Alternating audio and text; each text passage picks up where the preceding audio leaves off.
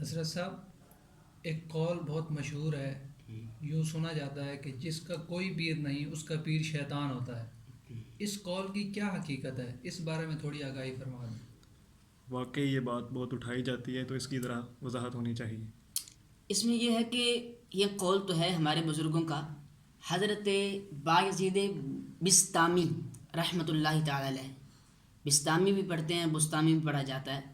آپ کا یہ قول ہے کہ جس کا کوئی پیر نہیں اس کا پیر شیطان ہے، لیکن اس کا مطلب کیا ہے اس کو ذرا سمجھ لیجئے۔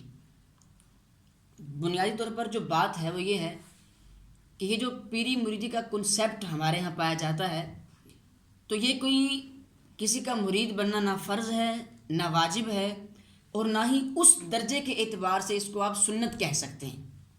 یہ ایک مستحسن اور مستحب اور اچھا عمل ہے، اس سے زیادہ کچھ نہیں۔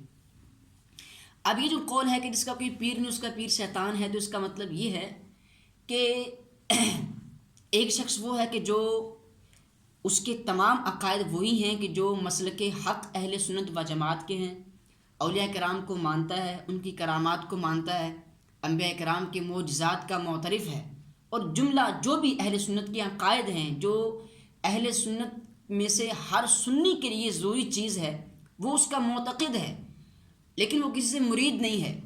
تو آپ اس کو یہ اشارہ کر کے نہیں کہہ سکتے کہ تمہارا پیر جو ہے وہ شیطان ہے، چونکہ فلاں قول ہے کہ جس کا کوئی پیر نہیں اس کا پیر شیطان ہے، تو چونکہ تمہارا کوئی پیر نہیں لہذا اب تمہارا پیر شیطان ہے، یا تمہارا حشر شیطان کے ساتھ ہوگا۔ یہ سب جہالت ہے، اور جو آج کل کے جاہل پیر ہوتے ہیں اپنے پھندے میں لوگوں کو پھاندنے کے لیے وہ اس طرح کی باتیں کرتے ہیں۔ قول ہے بزرگوں کا، جیسے میں نے آپ کو نام عرض کیا بایزید بسطامی کا، لیکن اس کا مطلب کیا ہے اس کو سمجھ لیجئے، اور وہ یہ ہے کہ جو شخص بغیر پیر کے جو ایک خاص طریقت کی راہ ہے، سلوک کی راہ ہے، اور جیسے لوگ چلے کرتے ہیں، عملیات کرتے ہیں، یہ لائن ہے جو بغیر پیر کے اس لائن پر چلتا ہے، تو فرمایا کہ اس کے بارے میں اندیشہ ہے کہ وہ بھٹک نہ جائے۔ کوئی جس کو حقیقت سمجھے گا، شیطان ہو سکتا ہے کہ وہ اس کو کچھ اور دکھا رہا ہو، سنہری باغ دکھا رہا ہو، بلکہ بہت سے ایسے واقعات بھی ملتے ہیں۔ خود حضرت جنید بغدادی رحمۃ اللہ تعالی علیہ، آپ ایک مرید کے بارے میں آتا ہے کہ حضرت کے بڑا قریبی تھا، تو آپ نے بڑی اس کو محبت دی، تو وہ تھوڑا پھولا کہ میں پتہ نہیں کیا شے ہوں، اس نے حضرت کے پاس آنا بند کر دیا۔ اس کو ہر روز بڑے خوبصورت خواب آیا کرتے تھے کہ میں تو عرش میں ہوں، ہواؤں میں ہوں، آسمان پر پہنچا ہوا ہوں، تو میں کیا دیکھ رہا ہوں۔ اس نے سمجھا کہ میں کہیں پہنچ چکا ہوں۔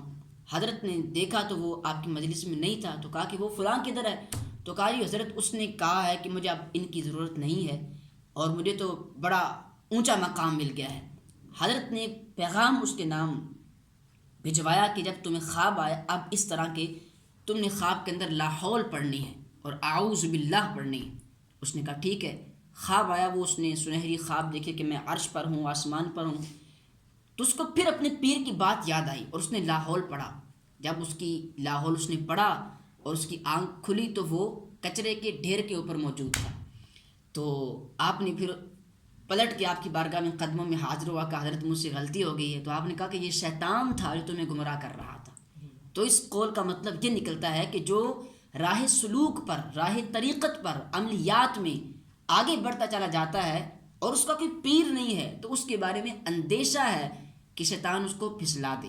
بقیہ اس کا حشر شیطان کے ساتھ ہوگا، اگرچہ وہ سنی صحیح العقیدہ ہی ہو، اور اس سے بیعت کو لازمی قرار دینا ایسا نہیں ہے، ہم اس کی نفی بھی نہیں کرتے۔ اچھے علماء سے، صوفیاء سے، بزرگوں سے مرید ہونا چاہیے، لیکن جس شے کی جو حیثیت ہے، جو مقام و مرتبہ ہے، اس کو اسی انداز میں رکھنا چاہیے۔ اللہ پاک حق سمجھنے اور اس پر عمل کرنے کی توفیق عطا فرمائے۔